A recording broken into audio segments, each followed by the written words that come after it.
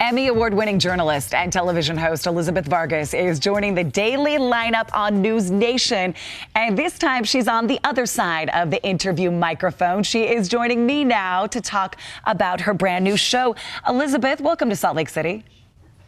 Thank you. It's good to be with you, at least via satellite or whatever it is. I know. Good to see you in boxes. Just good to see you. Elizabeth Vargas Reports is kicking off next week. Tell us a little bit about your new show.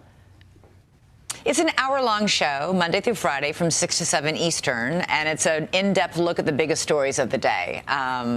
It's not going to be a lot of stories because we want to go really in-depth and give a thorough and thoughtful accounting of what's going on, interview people, either newsmakers or analysts on both sides of the issue. This is not an opinion show. I want to be sure to emphasize that. In my career, I have never once done opinion journalism. I keep my opinions to myself, and I respect our audience enough to figure out that they can come to their own opinions. So we're going to just do the best job we can do, covering the biggest stories of the day in the most thoughtful and thorough way possible. Elizabeth, you spent 20 years at ABC News. You were the third woman to co-anchor a network evening newscast. You were on Good Morning America in 2020. You just joined the team at News Nation, which is America's fastest growing cable news network. What excites you most about this new spot? You know, just being in at the ground floor. I don't know about you, but I used to always think about hear those stories about Ted Turner starting CNN like from nothing, and even Roger Ailes starting Fox News with just a vision.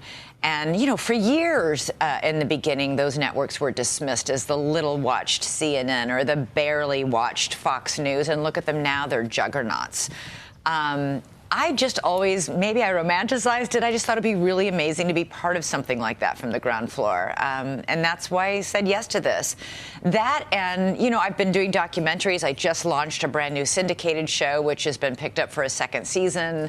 So I was busy doing other things. But when I got the call, I thought I could not sit on the sidelines during what I think is truly an historic news cycle with this history-making presidential election that we're going through, and the chaos on the southern border, and the war in Ukraine, and the opioid crisis sweeping the country, tensions with China, tensions in the Middle East. There's so much going on that I thought it would be great to cover that and have a front row seat to that, and I'm really privileged to be able to do that. You've been in the business for decades, host of America's Most Wanted, and you just mentioned iCrime, that syndicated crime series. Are those the types of stories that still get you excited to do your job?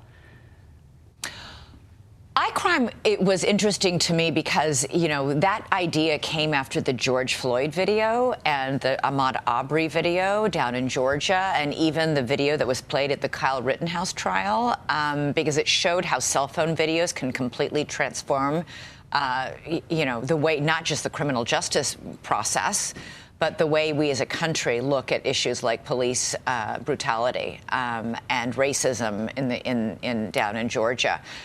Kyle Rittenhouse probably would not have been acquitted had it not been for that cell phone video showing that he may have been threatened by some of those protesters. So, you know, these things that we all carry around in our hands are computers and high-definition cameras and can record history as it comes. So that's a totally different thing.